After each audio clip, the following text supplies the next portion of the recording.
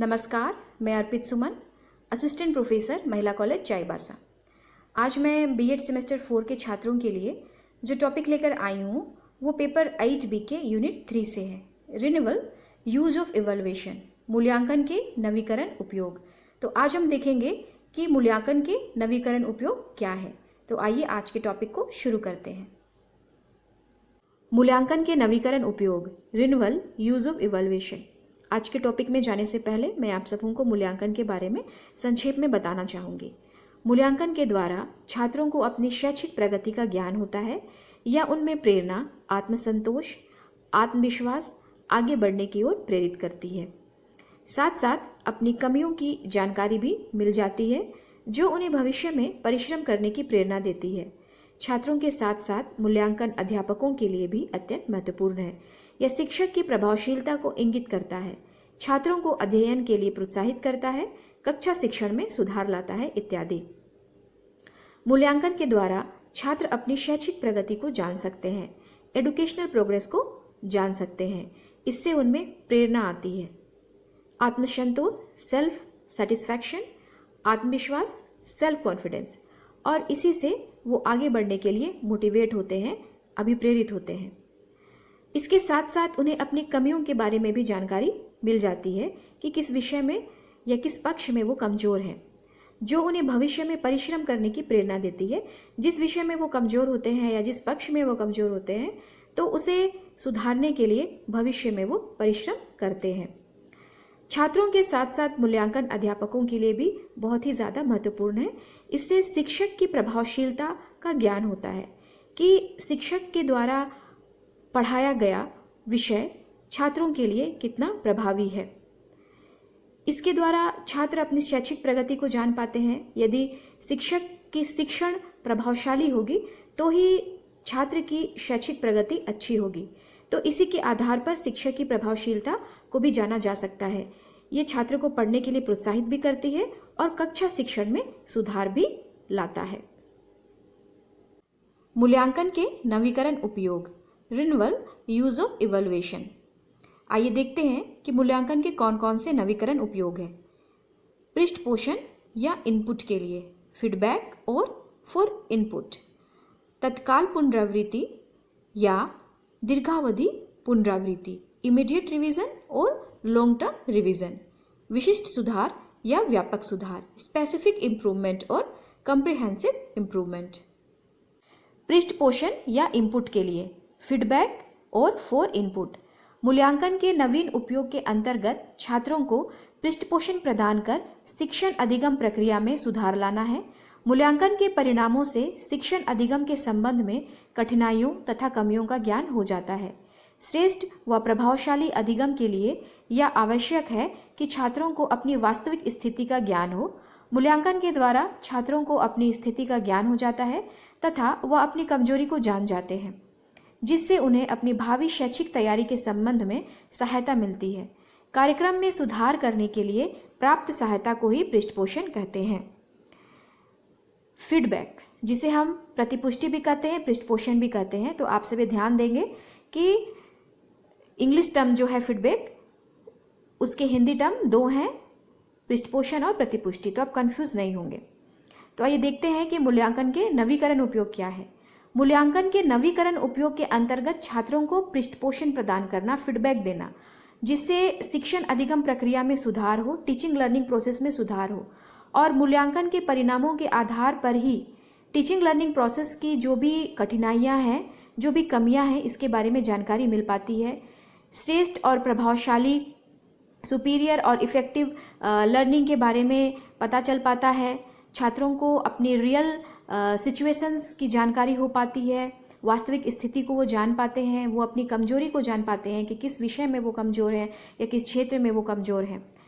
तो फीडबैक के द्वारा छात्रों को अपनी स्थिति का पता चलता है, वास्तविक स्थिति का पता चलता है, और भावी शैक्षिक तैयारी के संबंध में भी सहायता मिलती है कि वो भविष्य में किस तरह से शैक्षिक तैयारी करेंगे।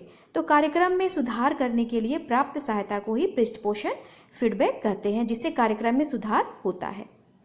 विगत कुछ वर्षों से शैक्षिक क्षेत्र में पृष्ठपोषण के महत्व के प्रति जागरूकता में पर्याप्त वृद्धि हुई है। इस बात का ठोस प्रमाण है कि मूल्यांकन से प्राप्त पृष्ठपोषण से छात्रों को आगामी उपलब्धि में पर्याप्त सुधार होता है।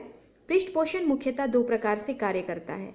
पहला, छात्रों को अध्ययन करने के संबंध में उपयोगी निर्देशन प्रदान करना, और दूसरा, छात्रों को भावी अध्ययन के लिए अभिप्रेरणा प्रदान करना। पिछले कुछ वर्षों से शैक्षिक क्षेत्र में, शिक्षा जगत में पृष्ठपोषण के महत्व को स्वीकारा गया है और उसके महत्व के प्रति जागरूकता में पर्याप्त वृद्धि भी हुई है। और इस बात का ठोस प्रमाण है, एविडेंस है कि मूल्यांकन से जो भी पृष्ठपोषण फीडबैक मिलता है उससे छात्रों की जो आगामी उपलब्धि होती है उसमें पर्याप्त सुधार होता है। पृष्ठपोषण मुख्य रूप से दो तरह से कार्य करता है।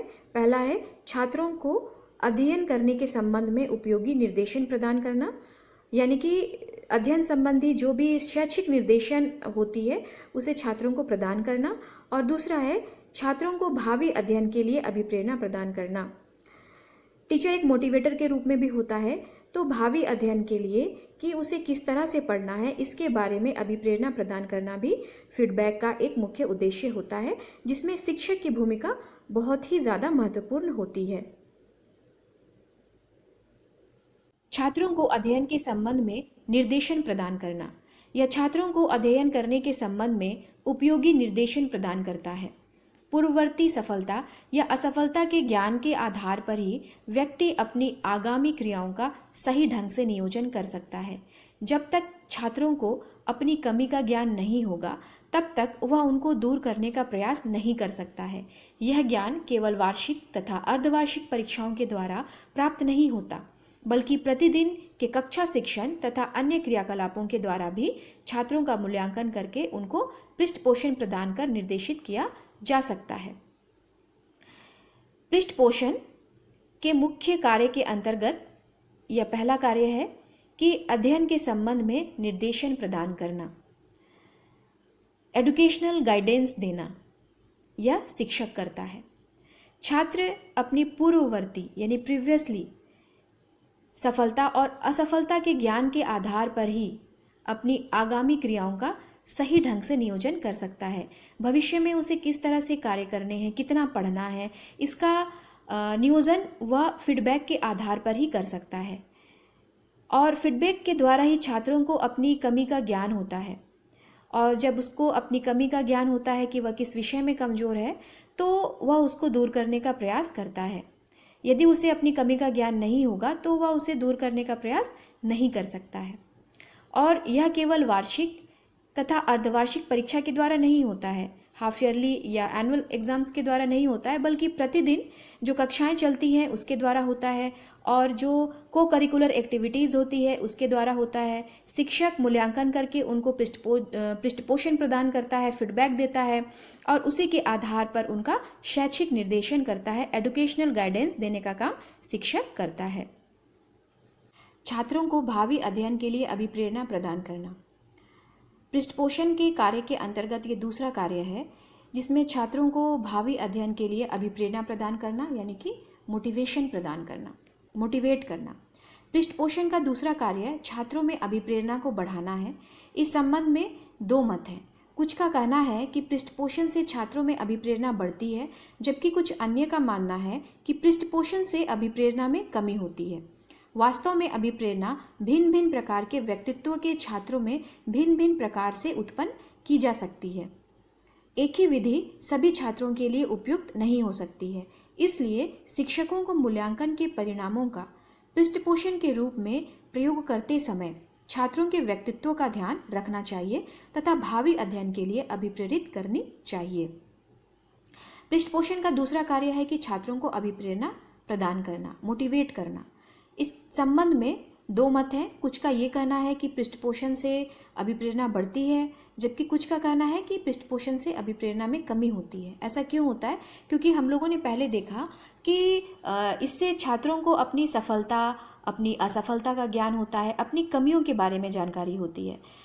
तो कुछ छात्र इससे पॉजिटिव मोटिवेशन के रूप में लेते हैं, जिससे कहते हैं कि अभिप्रेरणा बढ़ रही है, और कुछ लोग उसे नेगेटिव मोटिवेशन के रूप में लेते हैं, नकारात्मक अभिप्रेरणा के रूप में लेते हैं, जिससे उनमें अभिप्रेरणा में कमी हो जाती है। और ये भिन्न भिन्न प्रकार के व्यक्तित्व के छात्रों में भिन्न भिन्न प्रकार से उत्पन्न की जा सकती है। आप लोगों ने सेमेस्टर 1 में अभिप्रेरणा के बारे में विस्तार से पढ़ा है, जिसमें आप लोग अभिप्रेरणा के विभिन्न प्रकारों को जाने हो, अभिप्रेरणा को किस तरह से बढ़ाया जाता है, वो कौन सी विधियां हैं, वो कौन से प्रविधियां हैं जिसके द्वारा छात्रों को अभिप्रेरित किया जा सकता है। आप लोगों ने इंडिविजुअल डिफरेंसेस के बारे में पढ़ा है कि प्रत्येक व्यक्ति जो है एक दूसरे से अलग है, सबका व्यक्तित्व अलग है, तो उसी के आधार पर शिक्षक को जो है अभिप्रेरित करना चाहिए। शिक्षकों को मूल्यांकन के जो भी परिणाम हैं जिसका उपयोग वो पृष्ठपोषण के रूप में कर रहे हैं, फीडबैक के रूप में कर रहे हैं, तो वो छात्रों के अनुसार करें, उनके व्यक्तिगत विभिन्नता को ध्यान में रखते हुए करें, जिससे कि वो भावी अध्ययन के लिए अभिप्रेरित हो, मोटिवेट हो। मूल्यांकन के नवीकरण उपयोग के अंतर्गत दूसरा पॉइंट है तत्काल या दीर्घावधि पुनरावृत्ति, इमीडिएट और लॉन्ग टर्म रिवीजन। पुनरावृत्ति यानी कि जिसको हम बार बार करेंगे, पुनः करेंगे। रिवीजन बार बार देखना, दोहराना। तो इसके शाब्दिक अर्थ से हमें यह पता चलता है कि पढ़ाए गए विषय वस्तु या पढ़े हुए विषय वस्तु, पाठ्य वस्तु को दोहराना। तो आइए देखते हैं कि किस तरह से ये मूल्यांकन के नवीकरण उपयोग के अंतर्गत आता है। पुनरावृत्ति का शाब्दिक अर्थ पढ़े हुए पाठ्य वस्तु को दोहराना होता है। जो आपने पढ़ा है या जो आपको पढ़ाया गया है उसको दोहराना, रिपीट करना। तत्काल या दीर्घावधि पुनरावृत्ति अत्यंत महत्वपूर्ण है। This is very important. जब हम किसी विषय वस्तु को पढ़ते हैं तो हमें स्मरण करने के लिए तत्काल और दीर्घावधि पुनरावृत्ति की आवश्यकता होती है। क्लासरूम में जो कुछ भी आपको पढ़ाया जाता है आप उसको पॉइंट वाइज लिखते हो। लेक्चर जब भी आप अटेंड करते हो तो लेक्चर में जो कुछ भी बोला जाता है शॉर्टकट ट्रिक्स के थ्रू या फिर पॉइंट के थ्रू उसको लिखते चले जाते हो।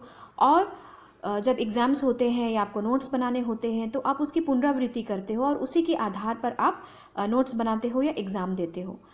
यहाँ कहा जा रहा है कि तत्काल यानी तुरंत और दीर्घावधि यानी कि लंबे समय के लिए पुनरावृत्ति होती है। तो इस तरह से प्रत्येक छात्र जो है वो इमीडिएट और लॉन्ग टर्म रिवीजन करता है।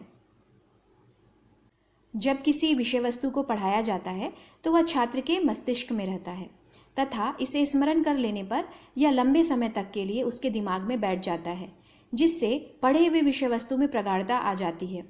विशेष रूप से तत्काल या दीर्घावधि पुनरावृत्ति परीक्षा की तैयारी के लिए की जाती है।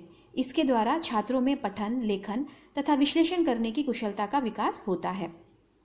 आप लोग स्वयं इस बात को महसूस कर सकते हो कि जब आपको कोई टॉपिक पढ़ाया जाता है तो वो आपके दिमाग में होता है, मस्तिष्क में होता है, और जब आप इसे समझ जाते हो, इसे स्मरण कर लेते हो तो वो लंबे समय तक के लिए आपके दिमाग में बैठ जाता है, हमेशा के लिए आपके दिमाग में बैठ जाता है और पढ़े हुए विषय वस्तु में प्रगाढ़ता आ जाती है, यानी मजबूती आ जाती है।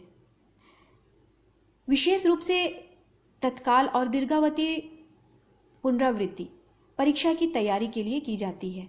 परीक्षा की तैयारी के पहले आप सभी रिवीजन करते हो, तो मुख्य रूप से यह परीक्षा की तैयारी के लिए की जाती है और इससे छात्रों में रटने की प्रवृत्ति भी दूर होती है। रोट लर्निंग जो होता है वो भी दूर होता है, क्योंकि जब बार बार छात्र पुनरावृत्ति करता है, रिवीजन करता है, तो इससे रटने की प्रवृत्ति दूर होती है। इससे छात्रों में पठन, लेखन तथा विश्लेषण करने की कुशलता का विकास होता है। बार बार पुनरावृत्ति करने से छात्रों में रीडिंग, राइटिंग और एनालिसिस करने की स्किल डेवलप करती है। मूल्यांकन के नवीकरण उपयोग के अंतर्गत जो तीसरा पॉइंट है वो है विशिष्ट या व्यापक सुधार, स्पेसिफिक और कम्प्रिहेंसिव इम्प्रूवमेंट। समाज एवं राष्ट्र की उन्नति के लिए शिक्षा में विशिष्ट एवं व्यापक सुधार का प्रयास होना चाहिए। मूल्यांकन शिक्षा के सुधार तथा गुणवत्ता उन्नयन में सहायक होता है। मूल्यांकन के द्वारा छात्रों की व्यक्तिगत विभिन्नता की जानकारी होती है, छात्रों की शैक्षिक प्रगति के बाधक तत्व तथा छात्रों की वृद्धि तथा विकास में उत्पन्न अवरोधों की जानकारी होती है तथा निवारण का प्रयास किया जाता है। किसी भी समाज एवं राष्ट्र की उन्नति के लिए शिक्षा में आवश्यकता के अनुसार विशिष्ट एवं व्यापक सुधार का प्रयास होना चाहिए। स्पेसिफिक और कम्प्रिहेंसिव इम्प्रूवमेंट होनी चाहिए। मूल्यांकन शिक्षा के सुधार तथा गुणवत्ता उन्नयन में सहायक होता है, यानी मूल्यांकन के द्वारा शिक्षा में सुधार की आवश्यकता होने पर सुधार होती है और उसकी क्वालिटी को बढ़ाने में, क्वालिटी इन्हांसमेंट में भी यह सहायता करता है।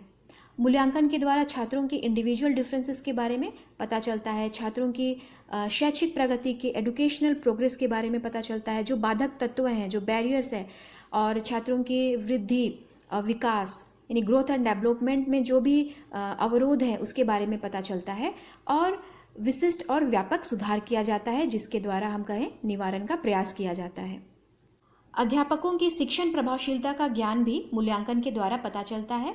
विद्यालय कक्षा शिक्षण में सुधार लाना तथा पाठ्यक्रम में सुधार के लिए आधार तैयार करना मूल्यांकन का मुख्य उद्देश्य है। विशिष्ट सुधार के तहत विशिष्ट रूप से सुधार लाया जाता है एवं व्यापक सुधार के तहत पूरी शिक्षा व्यवस्था के हर पहलू में सुधार लाने का प्रयास किया जाता है, जो मूल्यांकन प्रक्रिया का प्रमुख उद्देश्य भी है। अध्यापकों की शिक्षण प्रभावशीलता, टीचिंग इफेक्टिवनेस के बारे में भी मूल्यांकन के द्वारा ही पता चलता है।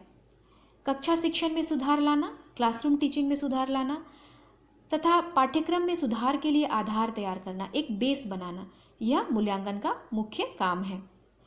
विशिष्ट सुधार, स्पेसिफिक इम्प्रूवमेंट। विशिष्ट से आप समझते हो कि कोई एक पर्टिकुलर, कोई एक विशेष क्षेत्र जिसमें सुधार लाया जाता है। व्यापक सुधार, कंप्रिहेंसिव इम्प्रूवमेंट, जिसका क्षेत्र काफ़ी बड़ा होता है, इसलिए कहा गया है कि इसके तहत पूरी शिक्षा व्यवस्था के हर पहलू में सुधार लाने का प्रयास किया जाता है, जो मूल्यांकन प्रक्रिया का भी मुख्य उद्देश्य है। तो इस तरह से हमने देखा कि मूल्यांकन के नवीकरण उपयोग कौन कौन से हैं, जिसमें हमने देखा पृष्ठपोषण, तत्काल पुनरावृत्ति, दीर्घावधि पुनरावृत्ति, विशिष्ट सुधार एवं व्यापक सुधार। तो इस तरह से आज का टॉपिक यहीं पे ख़त्म होता है। तो मैं आप लोगों से इजाज़त लेनी चाहूँगी। Thank you.